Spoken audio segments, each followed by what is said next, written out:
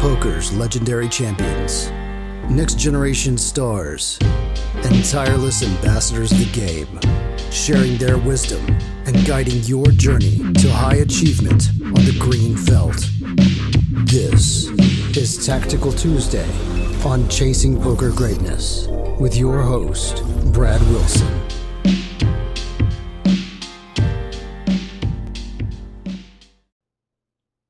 Welcome, my friend, to another episode of the Chasing Poker Greatness podcast. As always, these are your hosts, Coach Brad Wilson and Jon. Jon, what's up, man? How you doing? Doing pretty good. How are you? I'm doing quite well. Interested to see these hands where you check raise on the flop and turn the dreaded pair. Wouldn't life be much easier if you just never turned a pair after check raising on the flop? Not an option. It would make my life much easier. Yeah. So these hands, the first one's played at 500 Zoom. What's the second one played at? I haven't seen. Second one's one. 1K NL hands. All right. So this one, you got 15 seconds on the great site of Ignition. By the way, if you're listening to this podcast right now and don't have an Ignition account, you can head to freenuffle.com. Click through my Ignition link and get access to Nuffle for free. You can see that little guy in the bottom left corner on YouTube. Such a cute little dude. All right, so 15 seconds or less. Zoom.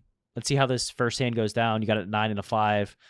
The button opens to 2.5 big blinds. Looks like you're like 150 big blinds effective.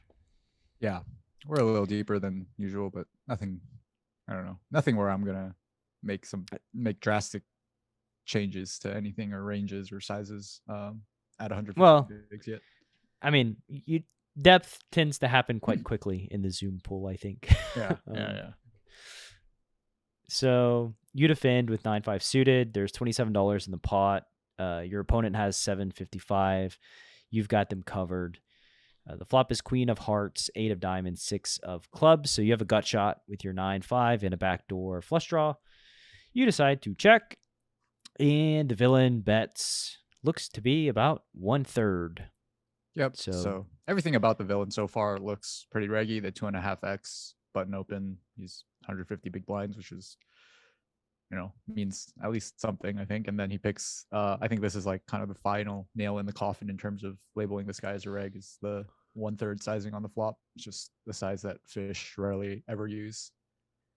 So tell me about what's going through your mind here, the action you decided to take. I decided to check raise.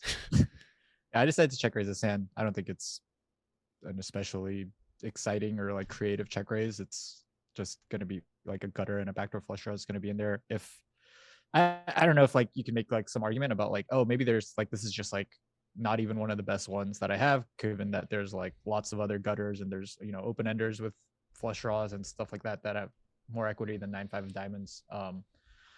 Sometimes those arguments go like are like the conclusions of those arguments, I think, are like unintuitive, or like, oh, when you have like the open ender when you have as much equity as you do with an open ender and a backdoor flush draw, like maybe you can think about check calling more frequently than you do with check raising, because you don't need to get your opponent to fold as frequently. You get there more often. Good things can happen. But anyways, all that aside, I do decide to check raise the gutter and the backdoor diamonds. Yeah, here on Tactical Tuesday, we treat all gut shots and backdoor flush draws equally. So 9-5 of diamonds, you go for it, Mr. Man. Your sizing here, you go to $40, 5x. Could go bigger maybe because of depth, if that's like, that maybe this is like a spot where I could have started kind of taking into account the fact that we're 150 big blinds deep, but I did not. Okay. Well, here we are. Villain decides to call. So now there's $107 in the pot. Oh no. Villain has $7.15 in their stack, and the turn is a 5 of clubs. So not only do you turn a pair, but it is the worst of the two pairs that you could turn. Thoughts here on the turn when you make bottom pair? So I sort of in these spots now. I have just started checking a lot with my turn pairs. I think that I don't think it would be crazy to find a check call with this hand. I don't think it's great, but like there are like bluffs that are available, and like I don't know, some of the things that we've talked about with regards to like turning pairs when you're when you're check raise bluffing or bluffing the flop has generally ended with just like check the side turn. That being said, that goes against what our conclusion was on a older Tactical Tuesday. I don't know if you remember, but I had a hand where I turned a pair after check raising the flop and checked, and I think you said, oh, I remember you saying that like you would just probably just barrel through with your pair and not split your range on the turn. I remember nothing, John. I don't remember. I surprised you're not. I assume you're not going to say that again this hand. Then. I know, like somebody asked me about a Tactical Tuesday hand in a message in Greatness Village, and it wasn't the latest Tactical Tuesday because I looked and I was like, I don't know. I have no idea the hand you're talking about. Like, can you give me the episode number? And it was like the one directly before the latest one. God.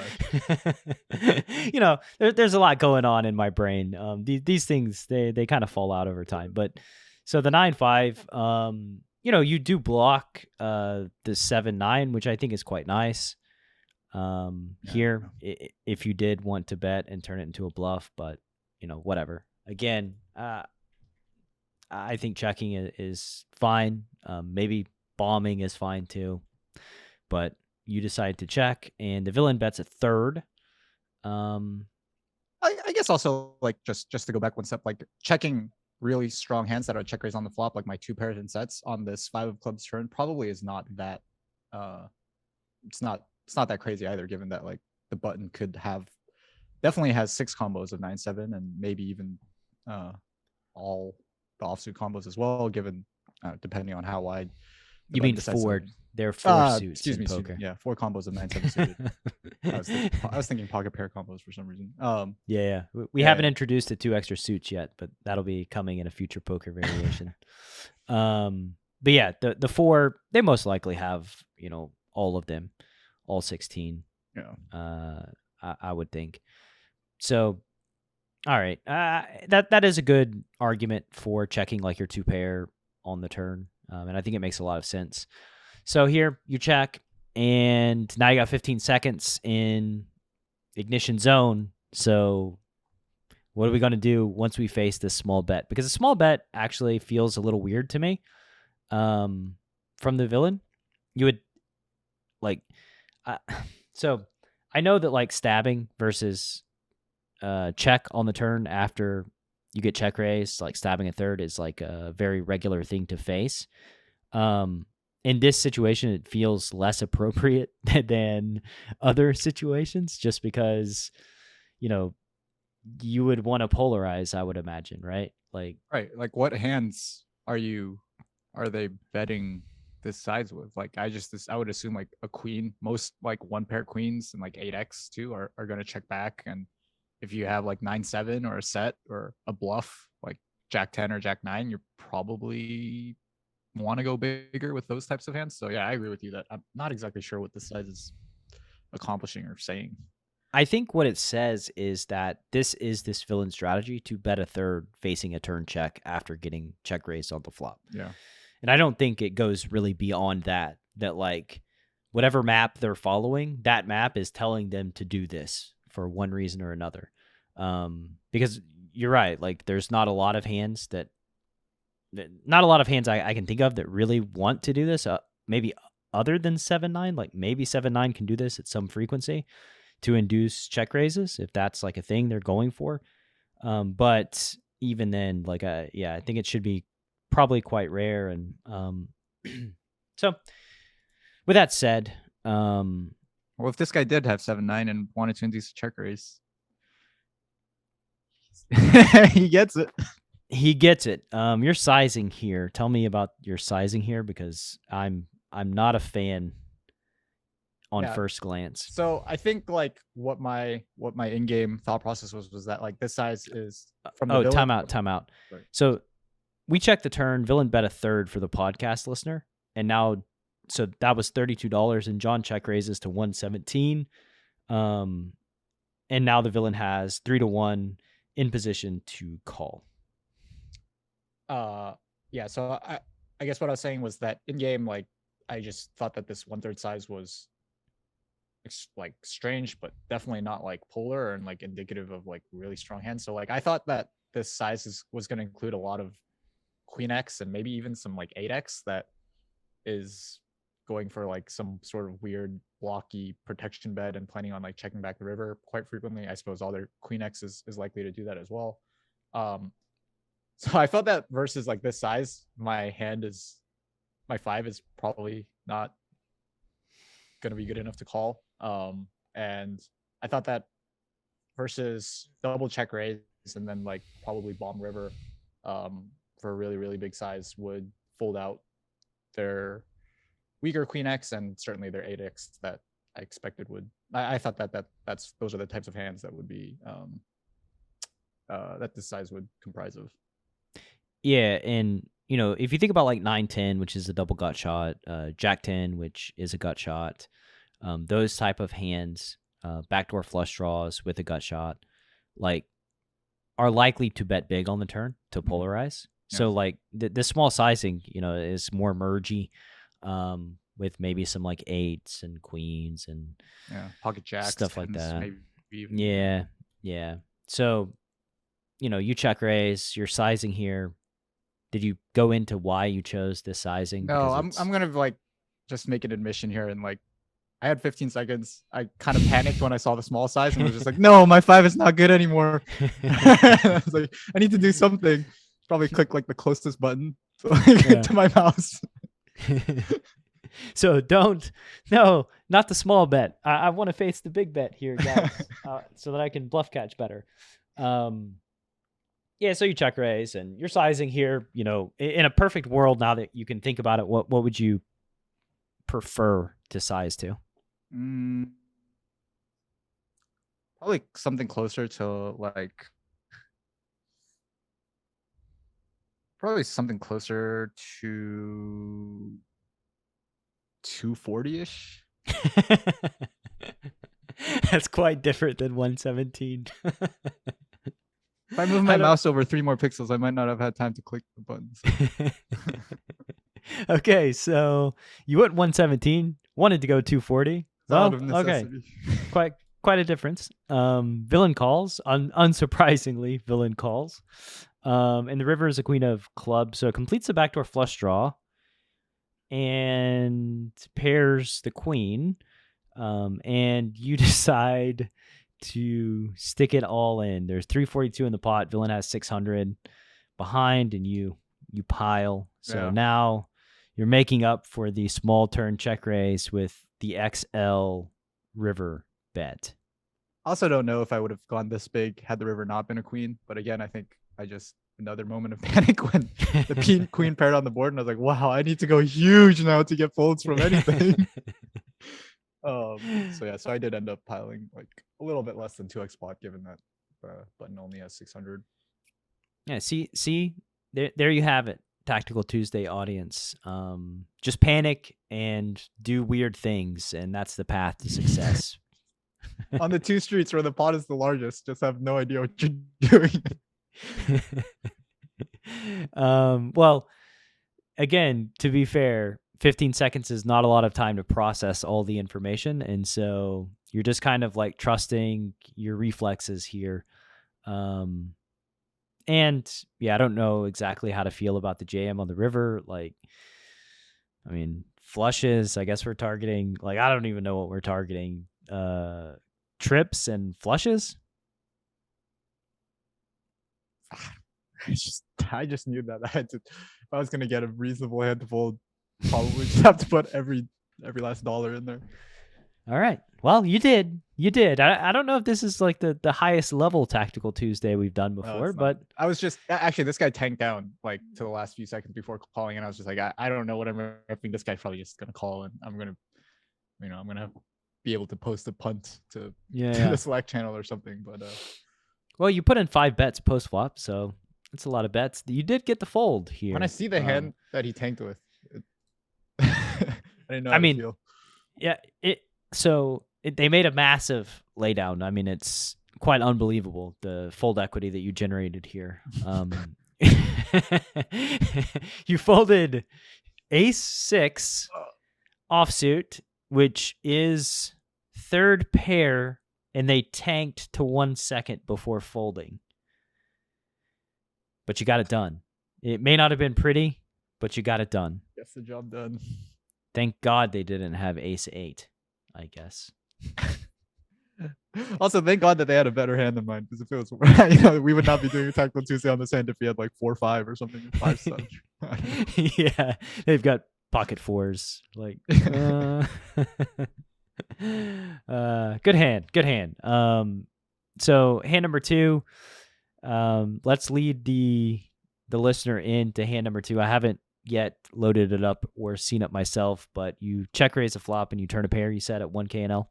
Yep, and I think this time it happens in a 3-bet pot too. So, all right, slightly stick different around. Situation, but Stick around for Jon freaking out and putting random amounts of money in the pot, hoping for the best.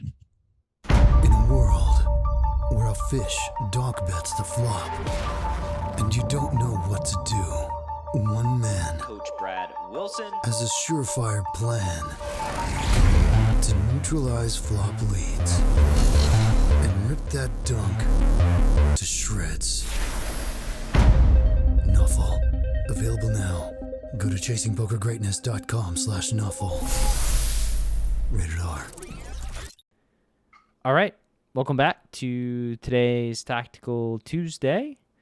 Since, Jon, this is your deal here, you can start breaking down this second hand. Sure. So this hand is 1K NL hand. We're playing 6 max. I'm going to cut off with ace jack of hearts. I opened to $25. The button, who is a pretty aggressive reg, over like a pretty small sample of hands. I remember he'd been like 3-betting. I used to like 3-betting like close to 25%, and it's like V-pipping like low 30s. So he's getting after it. Mm-hmm. Yeah. That villain on the button 3-bets to $80. I call with ace jack of hearts. I think everything pre-flop with sizing and my range is pretty standard. Get the 4-4-7 2 heart flop. So I flop nut flush draw on 2 overcards. Gonna be checking range here, and the button c-bets 1/3 pot. I think again everything is pretty normal so far. Everything is nothing unexpected has happened, and I decide to check raise my nut flush draw. I think we could have a discussion on sizing here and kind of what. I'm obviously never folding my hand on the flop, so even if I get jammed on, it's not a big deal. But like this sets up sort of a weird SPR on the turn. How would you think about your check raise sizing in this spot? Or would you even check raise? That's the first question that I would like to answer for myself, is whether or not I'm even check raising here versus such a wide 3-betting range and what's most likely like a range c-bet. I would be quite tempted to just start thinking about calling down, because I mean ace jack high is a good hand, especially versus like an aggro reg cutoff versus button. So. Yeah, so I don't actually think I check raise here, but and also I think there's like this other problem of like we don't have a ton of like available check raises, right? Like, I mean, we have ace 4 suited if for the top end value, some 7s full if we decide to check raise 7s full, and if we decide to check raise ace 4. Like, I don't know. What hands do we have that want to check raise here besides ace jack of hearts? Yeah, besides flush draws. Mm-hmm. That's a good question. I don't know. Okay. Well, you don't know. It's just our 4x. Just our 4X, of which we don't have a ton. We have 2 of them. Yeah, we got 2 4Xs, so we got some 4Xs here. And I think because we have that deficit too, like we do have better flush draws to check raise with, I guess. Maybe. Like the jack high flush draw. But I don't know. I think that like a lot of your range wants to call. Most of your range wants to call, I think. So I don't think I check raise. So moving on to if I did check raise, what sizing would I choose? It's a really hard thing for me to answer because... So just to go back one step again, like, so the hands that you would check raise are probably going to be like worse flush draws, like non-nut flush draws. So like... If I have a check raising range, it's possible that I just don't check raise anything. Yeah. I actually like that better now that we've talked about how I just don't have any value that is excited about check raising here. Actually, the hand that I check raise if I'm going to would be like 5-6 suited if I have that. A straight draw with that I can put money into the pot on flush completing turns or rivers. I think maybe that hand makes some sense. Hey, if you have 5-6 suited, maybe you have 4-5 suited, and now we can start check raising our ace jack boards. Yeah, maybe so. We got there. Maybe so. I think the problem here is like when you check raise and then like the turn or river is a flush, it's like, okay, now what? Like do you have bluffs here? Do you have hands that check raise a flop and like bomb on flush completing turns or rivers? Probably not. So it's kind of hard. I would have gone really small on flush completing turns. That's generally what I. Yeah. Yeah. I think from a range standpoint, what I'm saying is like you don't have any hands that are not flushes when the turn is a flush completing card. Yeah. So anyway, just something to look out for. You go, what is this, like 3.5x ish here on the flop?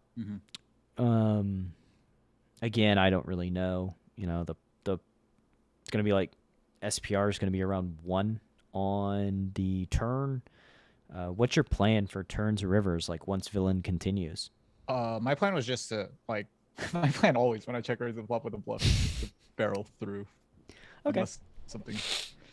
Unless something happens. All right. Well, I think in this case something happens.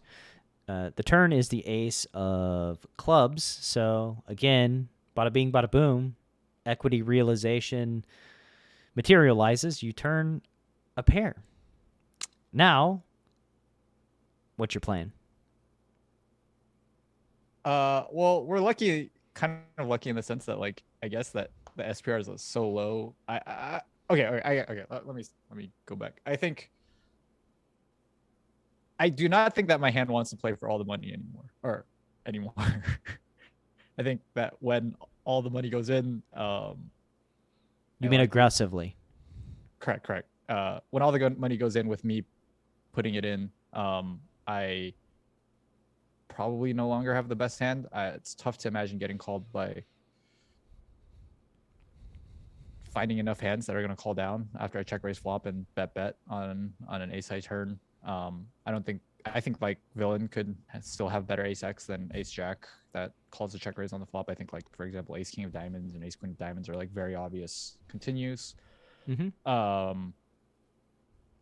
So yeah, and spots where I feel like if I do put in 2 value bets, I'm going to be value cutting myself. I try to check a street, and that's what I was going for here. Cool. I found the hidden theme of this episode, by the way. I'll reveal it on the river. So you check raise. Check raise sizes. You check raise the flop, and you check the turn, which, again, I think it makes sense. Like, villain does have a bunch of, like, ace-high floats, and at this point, your suited 4s went from 2 combos to 1 on the turn, so that there's that. Villain bets, again, check raise flop. They bet a 3rd pot on the turn. Really nothing to talk about here. Once they bet 190 and a 586, they've got 600 behind, and I think they have you covered, but only by a little. So once they bet 190 and a 586, you've got top pair with the flush draw. You know, you're not raising because that doesn't really make sense, and so you're just calling, right? Yeah, not going. Clearly not folding. Yeah, definitely not folding. Would rather raise than fold, probably. Well, yeah. Both would suck. But anything but folding. Yeah. The turn is the deuce of spades and very natural situation to check in, right? Yeah, that's what I do. I check and face the jam. I mean, at this point, it's not that exciting, right? Like there's no available option other than calling. Right, and hands that I would expect to beat once I call this bet. So obviously there's just bluffs. There's other flush draws, other hard hands. There's probably some diamond hands that take the slide. There's like hands like 5-6 suited if he chooses to 3-bet those pre-flop. So those are the hands that I would expect to beat. I mean, those are the only hands I would expect to beat, right? I shouldn't expect to beat value here. Maybe ace-5 suited if they got frisky. Maybe if they decide to jam, but I don't really know what they're jamming to get called. Like it's I don't think you beat any of their value. Right. So still my hand's too good despite the fact that I don't beat any value to fold. I think so.